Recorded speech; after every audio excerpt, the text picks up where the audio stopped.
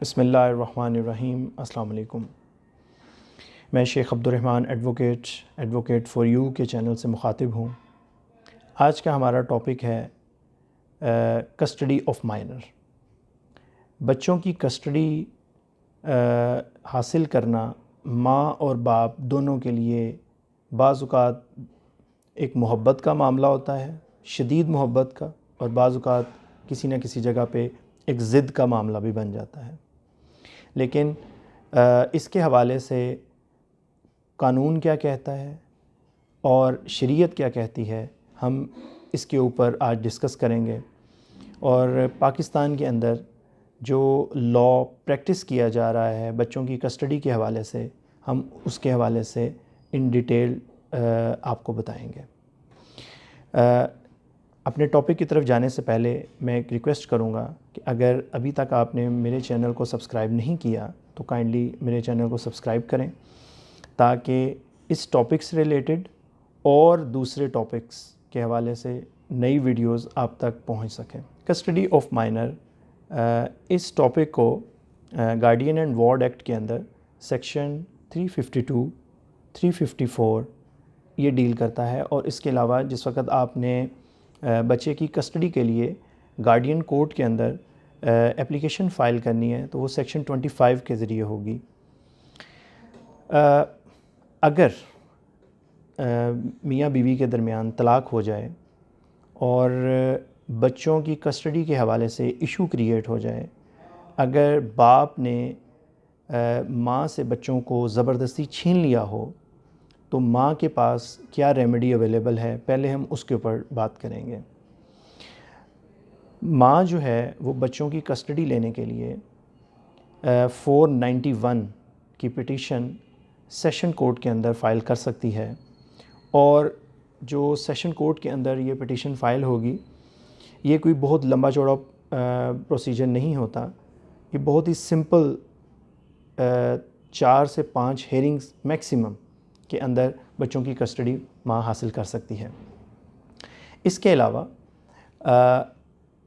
माँ जो है वो बच्चों की कस्टडी के लिए सेक्शन 25 की एप्लीकेशन गार्डियन कोर्ट के अंदर फ़ाइल कर सकती है।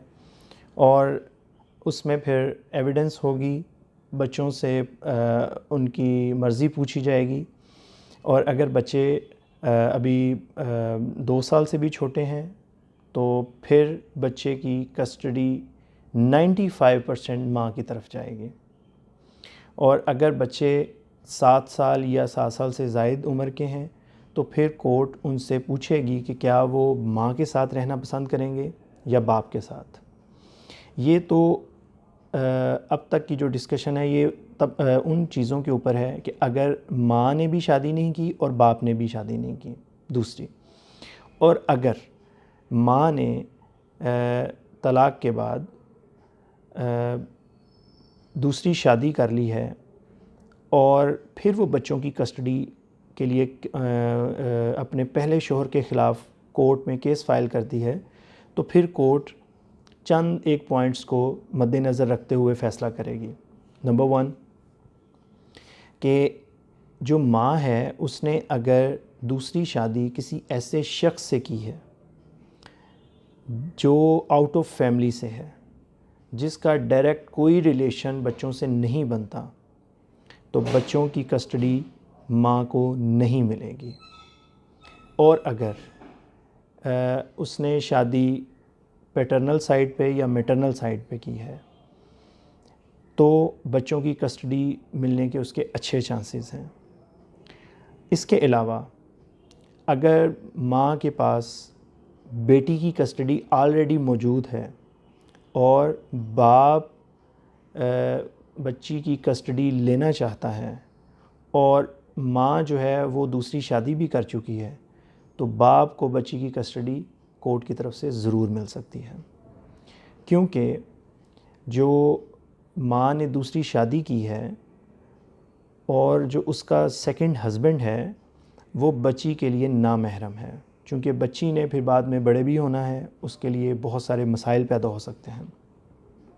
इस वजह से कोर्ट वेलफेयर ऑफ माइनर को मद्देनज़र रखते हुए बच्ची की कस्टडी बाप को दे देगी।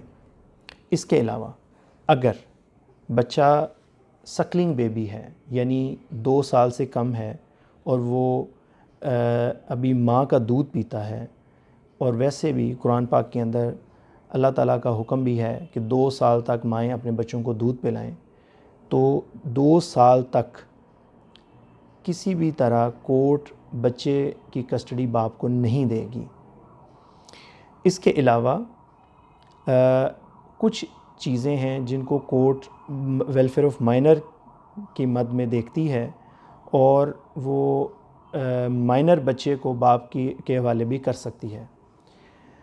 उनमें से वो नंबर 1, अगर माँ करैक्टर लेस औरत हो, अगर उसका करैक्टर अच्छा ना हो, तो कोर्ट में साबित करने के बाद बच्चे की कस्टडी माँ से बाप को दे दी जाएगी।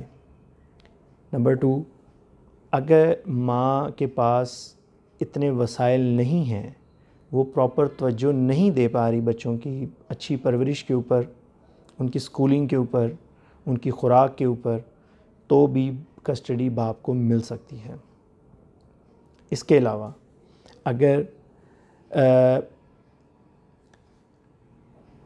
माँ जो है वो अगर बहुत ज़्यादा दूर शादी करके या वैसे बच्चे को लेके जा रही है, जो बाप से बहुत दूर लेके जा रही हो, जैसे आउट ऑफ कंट्री लेके जा रही हो, या वो कोई किसी ऐसे शहर जा रही हो जहाँ आना जाना बहुत मुश्किल हो, तो भी बाप कोर्ट के अंदर बच्चे की कस्टडी की एप्लीकेशन फ़ाइल कर सकता है और कस्टडी ले सकता है। इसी तरह अगर बाप के पास ऑलरेडी बच्चों की कस्टडी हो और ये चीज़ माँ फ़ील करे कि बच्चों की अच्छी परवरिश नहीं हो रही, बच्चों का प्रॉपर ख़्याल नहीं रखा जा रहा और उनकी स्कूलिंग अच्छी नहीं हो रही, तो माँ बच्चों की कस्टडी इसी तरह ही कोर्ट में केस फ़ाइल करके हासिल कर सकती है। इसके अलावा अगर माँ और बाप दोनों आपस में किसी एक पॉइंट पे इकट्ठे हो जाएं कि कितना अरसा वो बच्चे बाप रखेगा और कितना टाइम माँ रखेगी, तो भी कोर्ट के अंदर ये चीज़ डिसाइड हो सकती है कि वीकेंड्स पे, ईद की छुट्टियों में, गर्मी की छुट्टियों में कितना टाइम ये माँ या बाप की तरफ स्पेंड करेंगे। तो ये सारी चीज़ें कोर्ट के अंदर केस फाइल करने के बाद डिसाइड होंगी। Thank you very much. आज का टॉपिक हमारा बच्चों की कस्टडी के हवाले से था। अगर मज़ीद कोई आपके जहन में इस टॉपिक से रिलेटेड क्वेश्चन हो तो आप मुझसे कांटेक्ट कर सकते हैं। मेरा फ़ोन नंबर है 0300 460 9846 और मेरा ऑफ़िस एड्रेस है ऑफ़िस नंबर 309 अरूज सेंटर, फरीदकोट रोड, लाहौर। आप मुझे फ़ोन शाम 6 बजे से 8 बजे तक कर सकते हैं, और जो ऑफ़िस में अगर आके मिलना चाहें तो काइंडली पहले मुझे फ़ोन करें और टाइम फ़िक्स करवाएं, फिर उसके बाद तशरीफ़ लाइएगा। अगर आप वैसे तशरीफ़ लाएंगे तो शायद हमारी मुलाकात ना हो सके। मैं कोर्ट में सुबह 8 बजे से 11:30 तक होता हूँ, फिर उसके बाद 2 बजे से 4 बजे तक मैं कोर्ट में होता हूँ। तो इस वजह से पहले काइंडली फ़ोन कर लीजिएगा और टाइम लेके फिर तशरीफ़ लाइएगा। अस्सलाम वालेकुम।